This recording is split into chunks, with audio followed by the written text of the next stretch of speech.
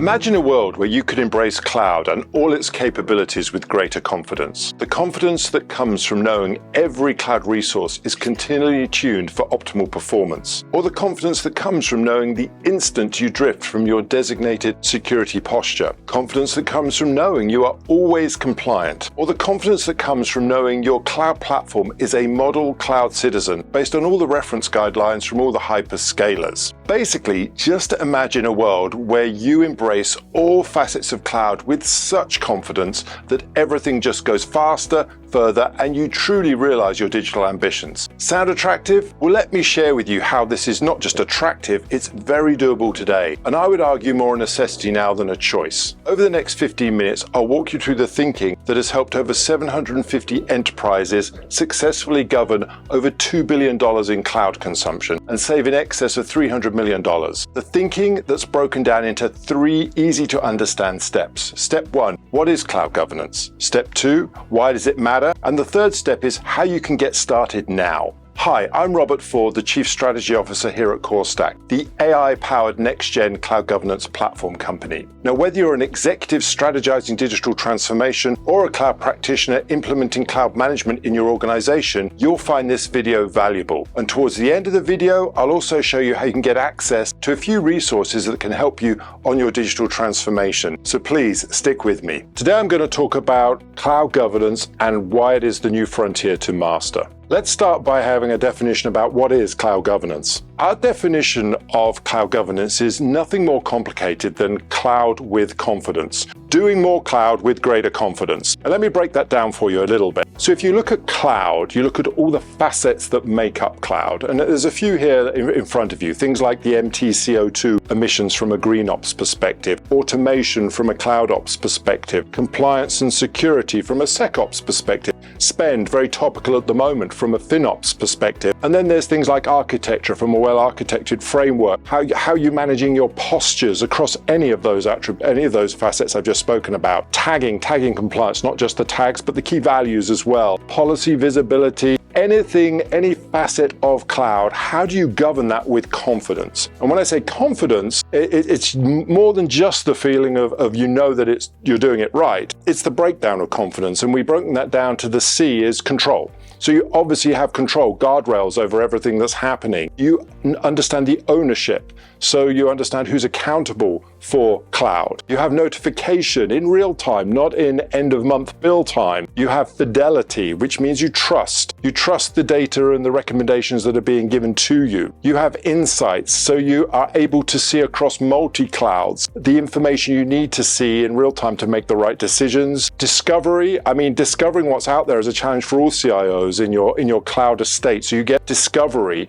expediency, everything has to be done super quickly. NextGen is an attribute I'm going to talk about, but it's basically, can you front the innovation curve of capability that you're riding on top of? Compliance, you're as compliant as the last time you checked. So periodic isn't enough. And then efficacy, can you do all this really efficiently? So if you look at a definition of cloud governance, that's one that is really useful and one at CoreStack we firmly stand behind. So if I move on then, why does this matter now? Why is cloud governance so important right now?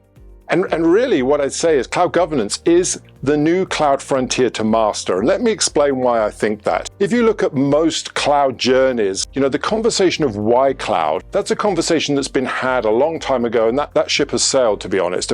Everybody understands that cloud is the place to be. In fact, I would say all roads digital lead to and from the cloud, and I'll double click on that in a while. But everything orbits around the cloud, and the why cloud, that conversation has been had. The which cloud is the next conversation, and for a while it was really everybody trying to knock each other out to be the best. But I think the realization is it's all clouds from private through to edge and everything in between. You are going to be multi-cloud unless there's a good reason you can't be. Governance may be one of those, but really you want to get the best of the best. So multi-cloud is a reality. The next part of the journey is really about how cloud, and there's a ton of conversations about how you migrate into the cloud. And to be honest, there's a lot of cloud adoption frameworks from every hyperscaler and a lot of expertise out there. So I would imagine you're you're having that conversation, you've had it, and there's enough best practice to follow. And now with well-architected framework in there as well, you can do it with the end in mind from a governance perspective. But the now cloud conversation is cloud governance. You've got everything in there. Now, how do you manage this sort of sprawling beast that has the potential to go crazy? And I'm talking about it from a well-architected framework perspective, from a FinOps perspective, from a SecOps perspective, from a cloud ops, green ops, any other lens ops that you want to add in there. You need to be able to govern this really well to minimize your exposure on every one of those perimeters I've just spoken about. So that's why it's the new frontier to master, and that's why it's important you master it now. So moving on, where is the value from doing this? Let me answer that question in this model here. So as I said at the beginning, all roads digital lead to and from the cloud. And that's positioning you have to get right at the very top of the organization. Cloud is more than just an alternative technology or another destination. It's an organizational-wide initiative, it's a strategic business initiative, and for the real value of cloud to be realized, it has to be seen and positioned that way. And if you look at the sort of grid here that I put in front of you, if I take you to the very bottom, when people talk governance, really, I think in most minds, people are saying, oh, this is a way to save money. It's a percentage of bottom line savings. And so if you look at governance as a way only, and I'm not saying it isn't a way, but only to optimize the bottom line, whatever percentage you save isn't really going to turn the board on very much, because it's going to be a small percentage of a bigger IT budget, of a cost of goods sold budget. What we're looking at is, how do you optimize everything to be model all those facets of cloud I alluded to earlier? How do you stop doing the stuff that is low value, rationalize by being a model cloud citizen, and come up above and realize greater value? And the way that's done is what you do with the cloud more than just how you do cloud. So if you look at governance as a lever to change that conversation around what you do with cloud, that's where the real value comes in. And what I mean by that is, what can you accelerate?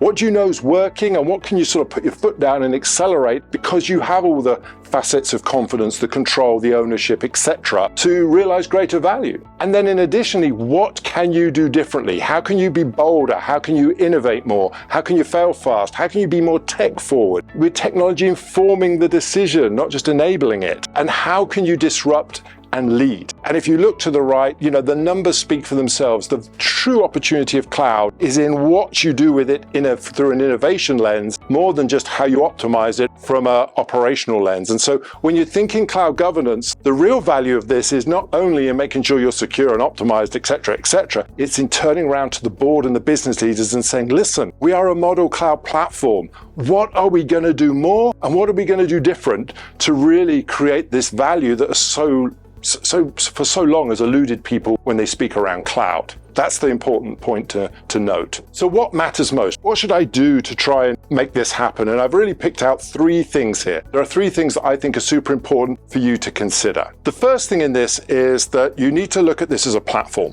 Cloud governance needs to be a platform that sits on top of all the clouds you're using and looks at a cloud resource at the very center and all the interdependencies around that cloud resource, and how that cloud resource interacts with other cloud resources, not just in the same cloud, but across multiple clouds, because we all know workloads can span multi-cloud. So at Core Stack, we've taken this platform approach to say, at the center of everything is a cloud. We're going to have a 360-degree view of it, and you can see some of the attributes on the slide behind me, and those attributes are all interconnected. You cannot make a fine-tuned decision on one without understanding the impact you have on the others. And if you are in a scenario where you have a smorgasbord of tools, or you have very vertical solutions where you can't normalize and consolidate that data, with time-stamped kind of normalization, then you're going to struggle to make that kind of intelligent decision that you can then use across all clouds through this platform. And so really what I'm trying to say is the sum is greater than the parts. So if you can get all this data into a platform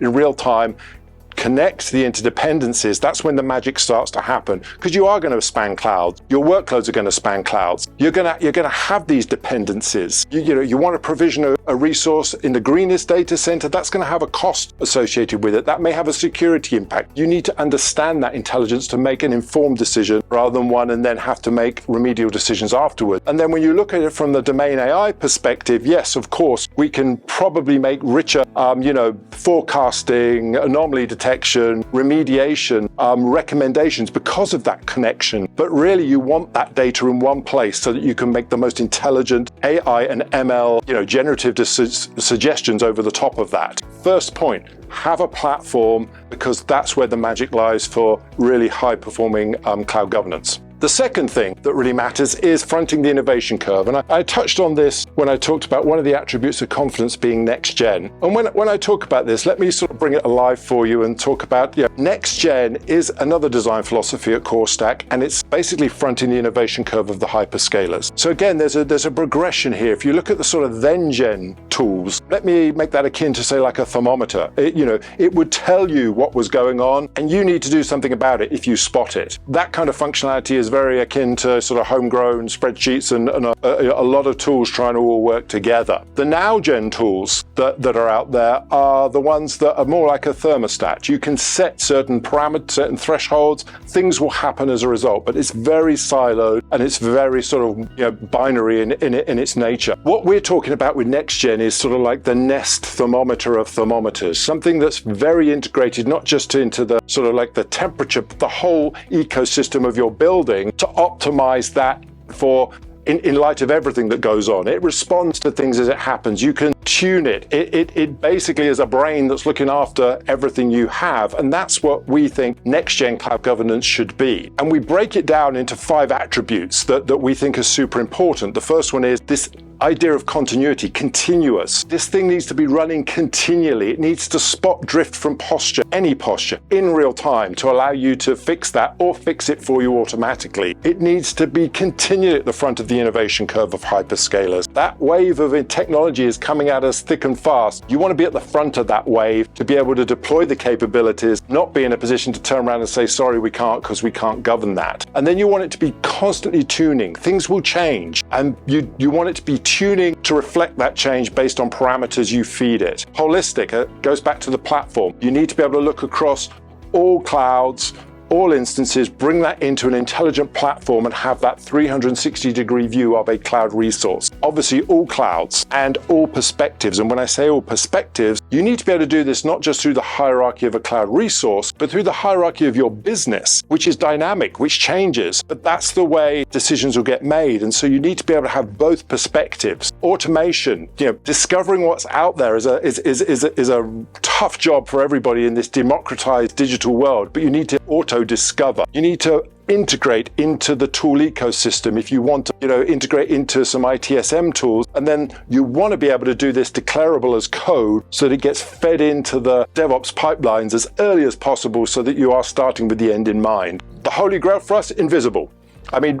Ideally, governance is invisible. It's easy to say, super difficult if you just think on that for a moment of all the things that would have to work and be happening under the covers to make governance so invisible. It's like sort of pressing the sport mode in your car and the car tuning and changing everything, and you just having the confidence it's done it. And so you drive faster. That's the kind of goal we're trying to set ourselves with NextGen, is how do we make governance invisible, more automated, more predictive, using as much AI and ML as we can and doing all the remediation without having to have humans involved. And then obviously nimble. We understand that things change. We want this to be real time. We want to be adaptive, and we want to be pluggable because there'll be things you want to do on top of us. But that's the second attribute of what matters when you're thinking of cloud governance. The third thing, and the last thing I'll talk about with what matters most, is you need to think beyond hyperscaler. Now, obviously, every hyperscaler has a rich set of tools that help you manage cloud, and predominantly they're good to a point. What we like to say is you need to build on top of those, and the question is always why. And really, I'll give you 5 great reasons here. The first one is this concept of the complexity of multi-cloud. Being able to manage multi-cloud in the same way through one pane of glass, one set of tools is super important. But the fact that workloads will span multi-clouds, the fact you've got Kubernetes, the fact you want to be able to do things in complex organizational structures that you can't expect any cloud native provider to give you that. So the degree of complexity demands you go above and beyond hyperscaler. And to give you some sort of scale to that, if you're spending more than $1 billion of cloud consumption, then there are better ways to govern your cloud than just use cloud native tools. tools. And that's where this degree of sophistication creeps in, which is the next point, where you want to be able to look at things through a FinOps lens, a specific SecOps lens, a CloudOps lens, a GreenOps lens. And the hyperscalers all are with you in that desire, but they all do it slightly differently. GreenOps is a great example between how certain clouds give you real-time information, certain average, certain give you not as much information. It's all different standards. You've got to be able to remove that complexity and make it work to govern how you want it to be for how you're reporting, your carbon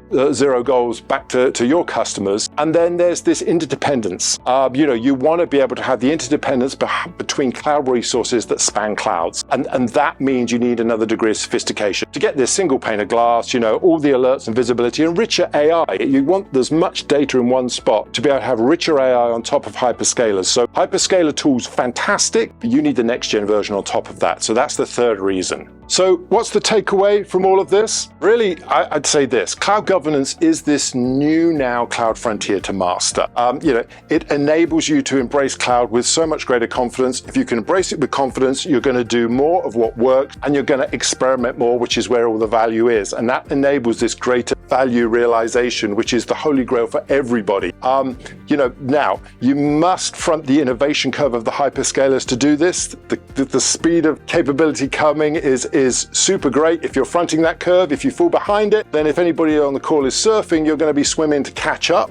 You don't want to be in that position. And the thing I'd leave you with is it requires this platform approach to be able to build on top of and make yourself sort of future ready by having everything in one place where you can map the interdependencies, etc. And CoreStack has two modules that can help you here. One is that we have this assessment set of tools that will give you well architected a FinOps and a SecOps assessment, so you can understand where you are. And then after that, we have product modules that will run on top and give you all those things that I've spoken about earlier. Thank you for sticking around, and I hope you find this useful. At the start of my presentation, I mentioned that you can get access to a few white paper resources that can help you on your journey with cloud governance. The first one, Don't Kill the Goose That Lays the Golden Egg, focuses on why the cloud is strategic and spend optimization is critical. The next one, Why Cloud Governance Belongs in the Boardroom, focuses on how to realize greater value from the cloud. We'll also make available 2 additional white papers on CR360, Why Governance Platform Play Matters, and the top 10 reasons CoreStack is the right choice to help you go faster and further realizing your cloud ambitions. And of course, over the next weeks, we'll send you interesting case studies, use cases, and other resources that can help you be a hero in helping your organization embrace cloud with confidence. Please go to corestack.io/WP to get started. Thank you.